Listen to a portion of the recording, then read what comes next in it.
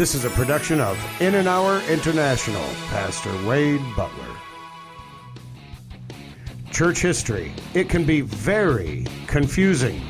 Lutherans and Baptists and Methodists and Presbyterians and Episcopalians and Pentecostals. Churches everywhere, including non-denominational churches. Church history can be very confusing.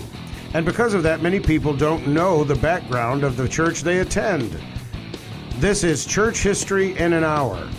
In 1 hour, you will learn where all the denominations come from the springs they sprang, and how you can find out exactly where you belong in the Christian family tree. Church History in an Hour.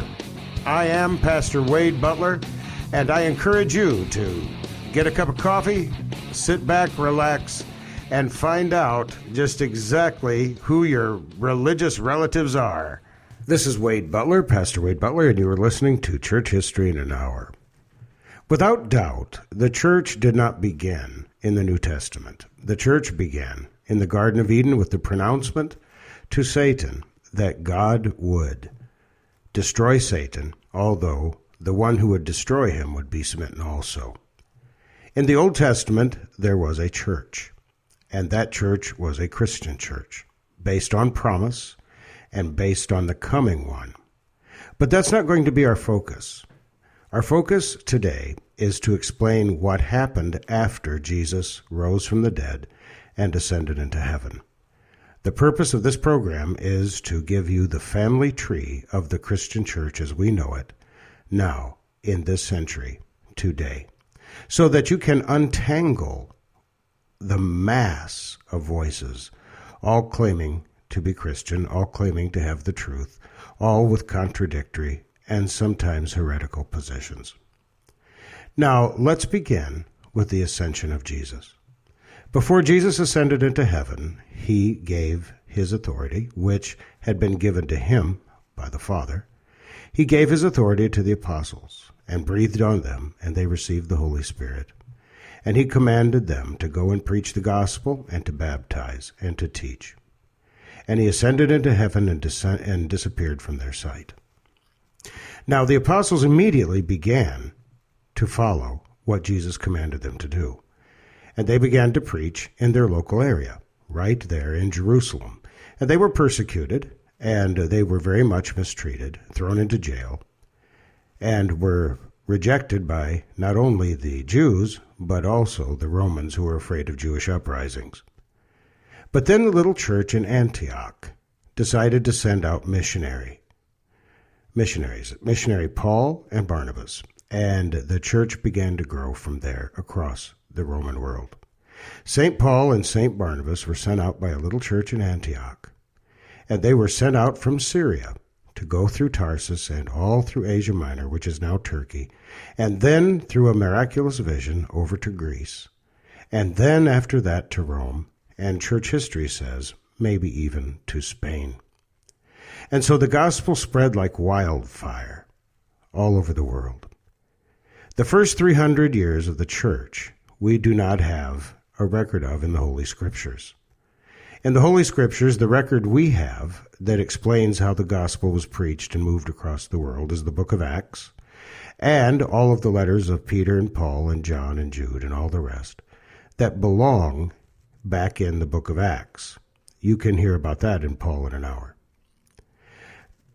After the death of the apostles, John, according to tradition, being the last, after the death of the apostles, the next generation continued to preach the gospel under severe persecution. For 300 years, the persecution against the Christian church rose and fell, rose and fell. Sometimes the emperors of Rome were more vicious, and sometimes the laws against the Christian religion were more relaxed. But persecution did exist. To be a Christian was dangerous business. You could land in the arena, or you could become a light source for a feast at Nero's palace. So to be a Christian was no easy thing. To be a Christian meant that you had to believe certain things, and that you had to believe them, and that you had to be baptized, and then you were admitted into the holy things, into the Lord's Supper. The generation following the apostles, beginning with Ignatius, one of the earliest of the fathers, set up the churches like this. Each church had a bishop, someone who was leading the congregation, and the congregations in a geographical area. And that bishop had ordained men who would go out and preach in the local areas around that particular geographical area. Antioch was one of them, and also there was a big one in Alexandria and many other places around the world. And these bishops, sometimes under furious persecution, made certain that the gospel was being preached plainly and purely, that salvation comes through Christ alone. In a world of paganism, where people made offerings to Aphrodite and made offerings in giant feasts and orgies to Dionysus, the god of wine, the Christians were preaching a life of moderation and a life of righteousness and a life of depending upon Christ as their righteousness in order to win salvation and eternal life, not through their own works or deeds or desires, but through the work of Christ alone. Over the 300 years that ensued, the scriptures were collected. Matthew, Mark, Luke, John, Acts, all of the letters that were sent by Paul and Peter and John and Jude and all the others. These letters were circulated among the churches, and they began to be collected into a single form. Over that 300 years, there was quite a bit of controversy. Remember, they did not have the communication that we do. They didn't have the internet. They didn't have telephones. They didn't even have communication in any sort of sophisticated form. And so all over the world, as these documents began to be collected, some people began to interpret the scriptures differently than others. Finally, in 325 AD, or thereabouts, Constantine, who was the emperor of the Roman Empire, made Christianity not only legal, but endorsed it as the religion of the Roman Empire, and called all the bishops together at a place at Nicaea called Nicaea. And he called all the bishops together and all those who were involved in determining Christian doctrine and said all of this mixture of thought, all of these contradictions, all of these different thoughts about who Jesus is and what Jesus did, all of these different interpretations, I want you to codify the truth. I want you to get together in Nicaea and don't come out until you have the codification of who Jesus is, what he did, and how we receive it. The product of that effort was the Nicene Creed, which was based upon and expanded upon the Apostles' Creed, whose origin is uncertain. But when the Nicene Creed was produced, all the churches in the entire world that were called Christian under these bishops were required to believe the things in the Nicene Creed. There was only one Christian church, and in that one Christian church, under the various bishops, they were required to believe these things. But still there was controversy between one bishop by the name of Arius and another bishop by the name of Athanasius. And both of them had different views on who Jesus is. Arius and his group were very much influenced to believe that Jesus was not really a human being, that he was not really flesh and blood. They did not believe that the infinite God could become a finite person. And so they thought that since the infinite God could not become finite, that Jesus was a phantom, an illusion, an appearance. Athanasius, on the other hand, said that God could do anything, and God, who is infinite, could certainly become finite. And so that controversy, which became very heated, especially in Alexandria, which may even have led to riots and uprisings of all kinds fighting over who Jesus was, finally, again, the bishops all met together and hammered out what we know today as the Athanasian Creed.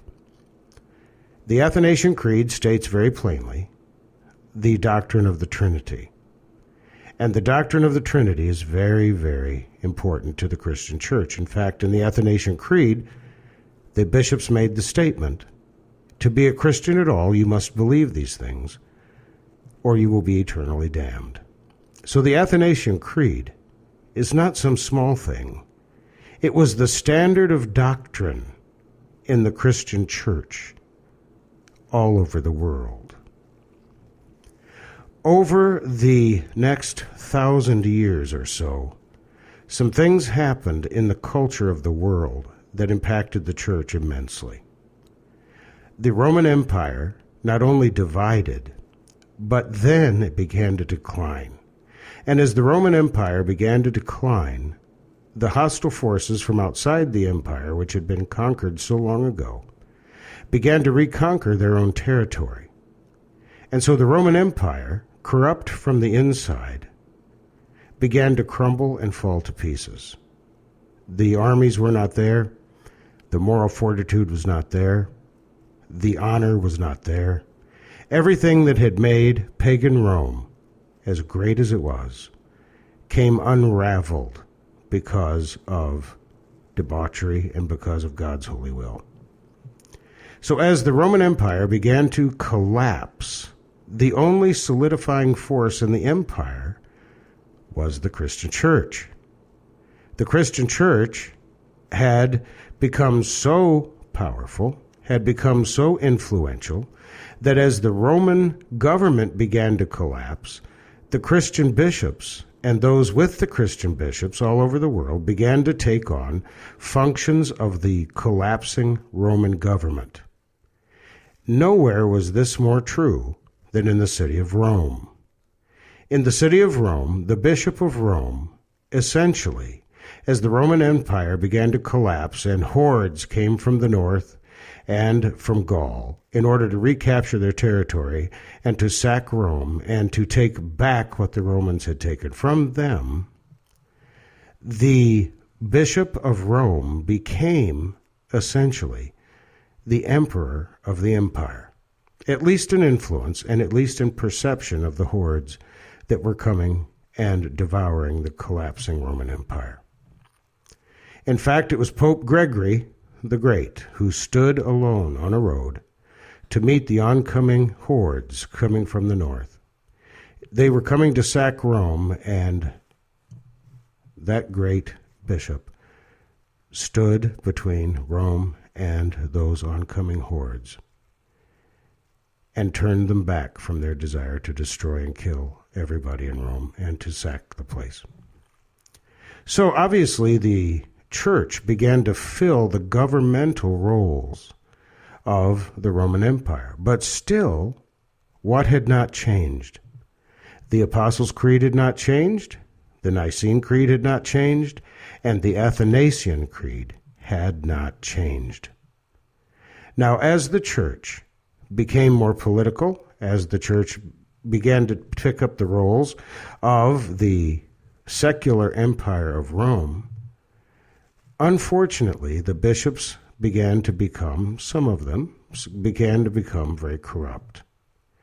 And as the church progressed during what is some call the Dark Ages or the Middle Ages, as the church progressed, taking Europe through these dark periods, including the plague, as the church progressed and society progressed, the church became more and more powerful until it seemed that the church and the state were the same thing.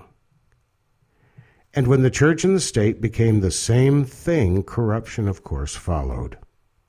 And there was a very intense period of corruption in the church. The Bishop of Rome decided, since he was acting essentially as the emperor in a collapsing empire, proclaimed himself the bishop among bishops and became the Pope. That situation remained for hundreds and hundreds of years, so that almost all of Europe and all around the world, there was one Christian church. Yes, there were corruptions and there were abuses, but there was one